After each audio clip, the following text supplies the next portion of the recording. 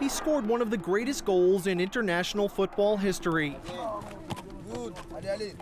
But few people in his native Haiti have ever heard of him. He's not well known here, unfortunately. 60 years on, exactly what happened to Joe Gaetjens remains hidden in the shadows of this abandoned prison.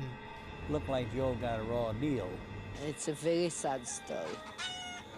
Very, very sad story. This story begins in Brazil during the first round of the 1950 World Cup. The underdog United States had little chance of beating mighty England, known at the time as the Kings of Football. When you go out to play in any game, there's always a chance. And you should really never forget that. Late in the first half, U.S. midfielder Walter Baer took a shot at the England goal. It was a legitimate shot. I hit it fairly well. I know it was going to be on goal, and the goalkeeper had to move to his right to handle my shot.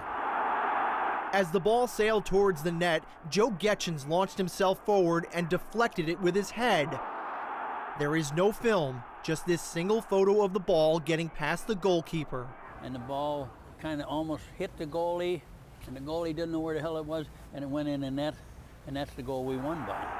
The United States would hold on to defeat England 1-0 in perhaps the greatest upset in World Cup history. The favorite doesn't always win. Sometimes the underdog wins. David brought down Goliath.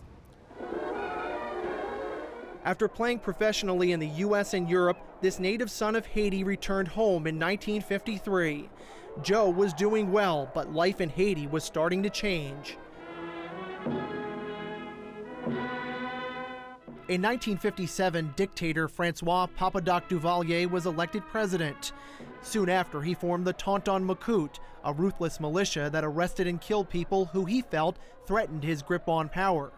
Joe was not involved in politics, but his brothers were, which made him a target.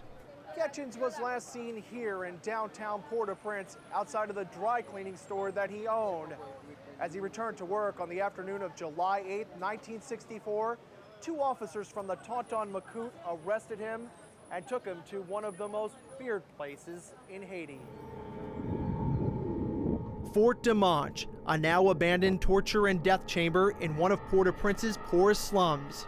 Well, that you certainly hated to see, you know, because Joe was, if I ever saw an innocente, an innocent guy, it was Joe. He was just a happy-go-lucky guy. 6 years after Gaetjens disappeared, the Haitian government admitted he was dead. He would be one of 3,000 people to be jailed here who never walked out. How Gaetjens died remains a mystery. There is no official record on file. It's beyond understanding why someone can't come up with the answer. Several current and former Haitian government officials refused Al Jazeera's request for interviews. One account has Duvalier personally shooting Gaetjens in Fort Dimanche, but this has never been confirmed. So you believe Duvalier pulled the trigger? Yes, why not? It's an assassin. It was an assassin. 60 years on, the Gaetjens family and Joe's old teammates don't have answers, but they have hope. Hope that someday someone from the Haitian government will finally come clean.